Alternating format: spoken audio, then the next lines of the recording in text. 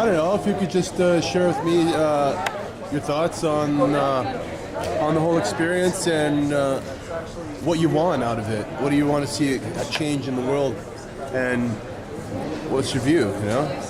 You know, St. James Park went for 5 weeks and it's going to continue on, and I've never felt so inspired to be around my community and working with each other, helping the homeless, providing food.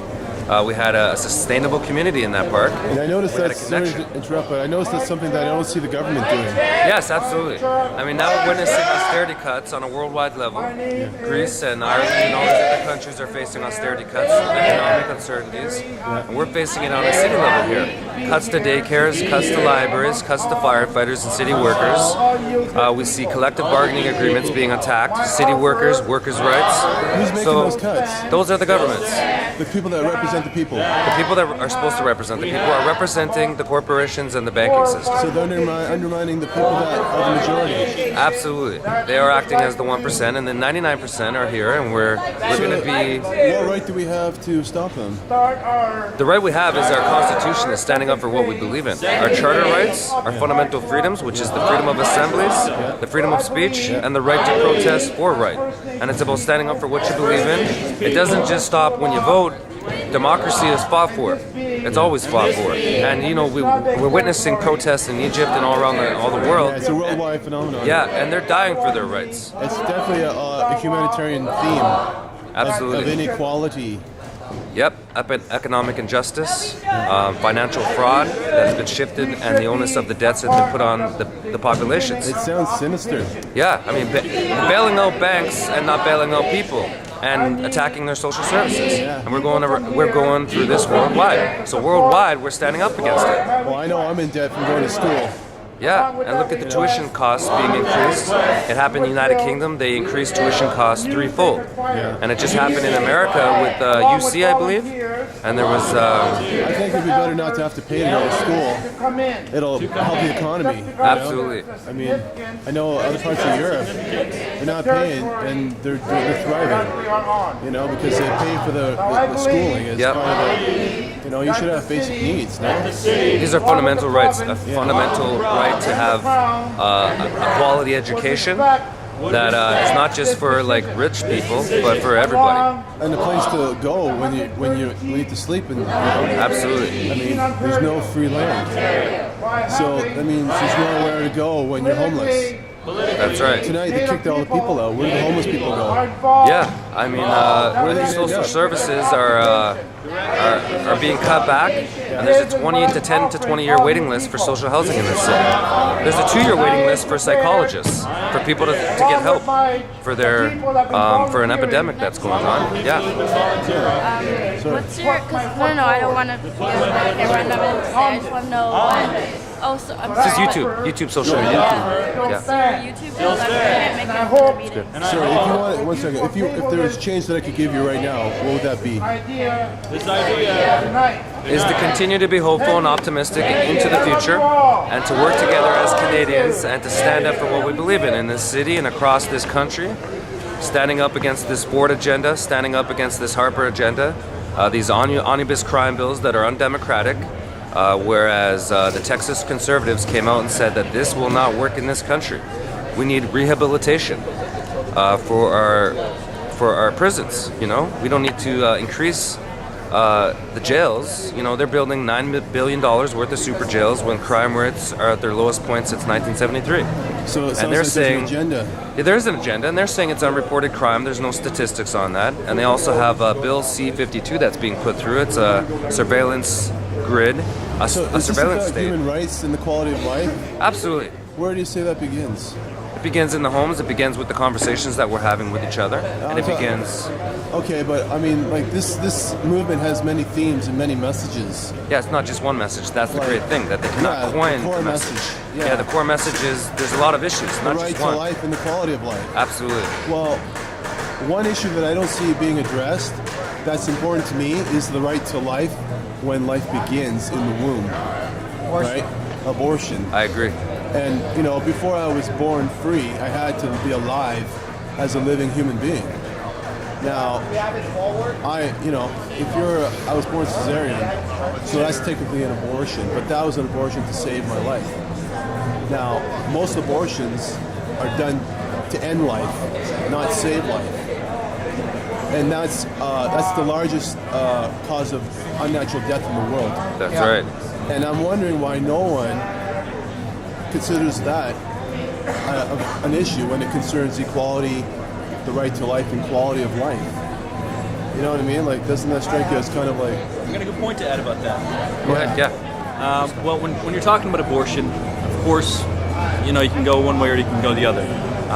But it's legal to kill unborn human beings, yes, up to the point of childbirth. Right, and the reason that you some have a people, choice to kill. I'm not saying which way I stand either way. I haven't quite made up my mind on a lot of these issues. But when it comes to abortion, the reason that people do agree with it is because, well, not the main reason, not the only reason, but there is a big reason that in New York, when abortion became legal, you notice 20 years later that the crime rate dropped dramatically. So you're going to blame abortion for crime?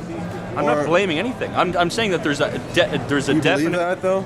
Because there was no other significant reason for the crime rate to drop.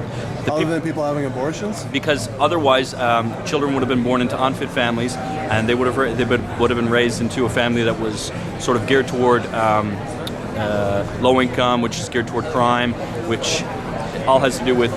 But I wouldn't say that abortion solved the problem. No doubt. Crime hasn't gone down. Because of abortions, it did in New York. Yes, it did. Well, I'm talking about worldwide. It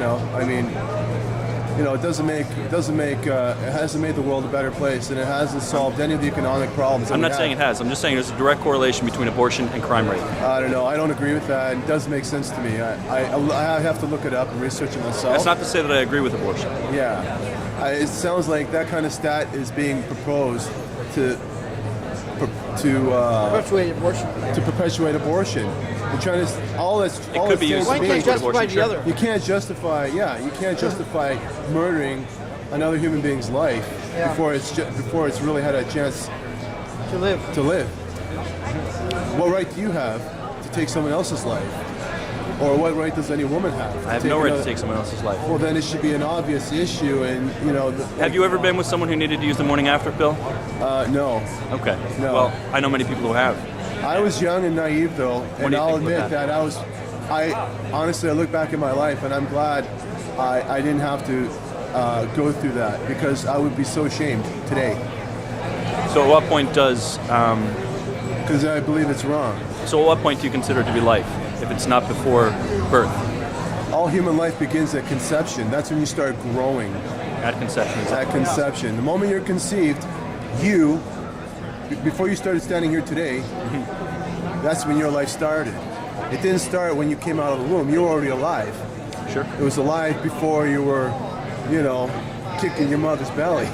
Well, to let you know, I haven't heard abortion brought up before, so that's pretty. No. It's pretty cool. But I don't know if this movement's exactly about that. Well, I think this movement has many messages. It certainly does. I mean, I'm seeing people with posters of Stalin or whatever, and that's communism. because it's very political. Yes, it's definitely a very political movement. I mean, there's issues of homelessness. There's issues of the banks. My primary issue, I think that's the foundation. Well, I mean, it's also my understanding that, this is a spiritual issue, to want equality amongst humans. Definitely. Because if you believe in capitalism is about survival of the fittest. Mm-hmm. If you believe in evolution, then you have to support that. Yeah. Sure. You can't go against that if you're a humanist. Sure. If you're a humanist, you're for abortion. You're for capitalism. You're for survival of the fittest and screw the poor. Well, so a lot of people are living a life. They're it's hypocrisy. Yeah, they're living a life because there a lot of people are Christians, right? And well, so-called Christians, right? Yeah, they live by the capitalist model, but it's against basic Christian principles. Like a lot of the system that we enjoy and take for granted is set in place by the policymakers that run the economy and run our system. Yeah. That we think we're free to live and do as we please, as long as you can pay your rent. Yeah. If you stop paying your rent, and you stop paying your interest, you got serious problems. Yeah. You can't enjoy your your pagan birthday and your pagan Christmas and your pagan Halloween. Yeah. You know, and all these people that love all that stuff, they endorse it. You know, like Yeah. I say to them, are you willing to give up your birthday?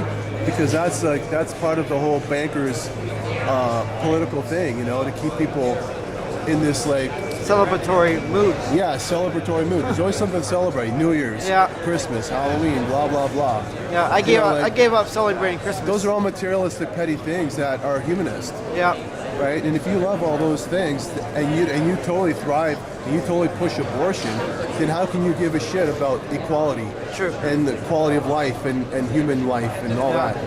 Yeah, yeah, that's true because what And we're everyone I doing talk when to- we're killing people in the womb is that we're saying that they don't have equal rights. No, you're oppressing They're not them human. before they can even protest.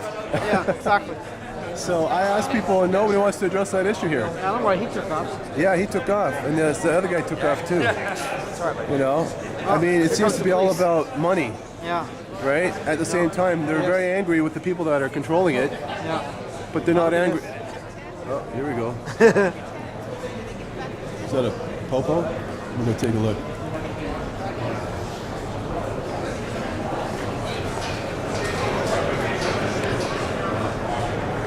Hang on.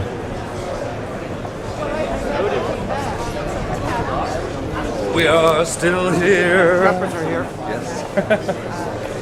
You've made your point. Copper It's time poppers. to go home. You've been evicted. The tents have been taken The down. copper poppers. Why are you still here? Look at more. Well, there's Sir? a lot of points to be made, and No, you've made your point. Yeah, I you don't listen think- to the mayor. You know, the issues have been addressed. There are no real Canadian issues. We're pretty good here. We got a well, I think freedom is an issue here. freedom is an issue. Yeah. Because if you can't dwell in I like a to see public place, teepees being replaced. Abortion is a Canadian issue. yeah, it is. Well, it's a worldwide issue. Yeah, it's true. So go on, tell me. You're telling about you just mentioned something about a two-tier health system. Yeah, I got lots of literature on it at home. I'll bring it some next time I see it. Well, just in brief, like a few words on the issue. Yeah. That's something to think about when it comes to healthcare. The healthcare system in North America, it's under attack, right? So because that they want a two-tier health system where the rich don't have to pay and the poor do have to pay. You know, Yeah. Privatized. privatizing it. Yeah, fascist. Oh, It's not good. No. It's not good. Yeah. And to change the world. So we're here. My name is Jenny. I'm a volunteer facilitator.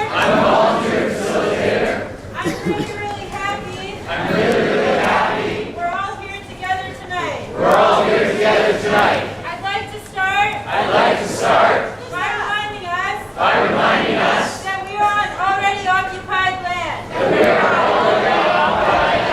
I would also like to remind us that this assembly needs to be a safe space. Which means that oppressive behaviors and language should not be involved. We should listen to one another. Respectfully. Add to each other's ideas. And remember. To stay calm. Next. I'd like to remind us of our hand signals that we use to facilitate our process. The first hand signals that I'm going to explain help us collectively facilitate.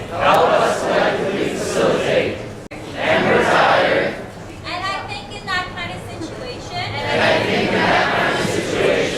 to have a formal process, that can be really difficult. And I know from me 40 days and 40 nights. and having talked to other people,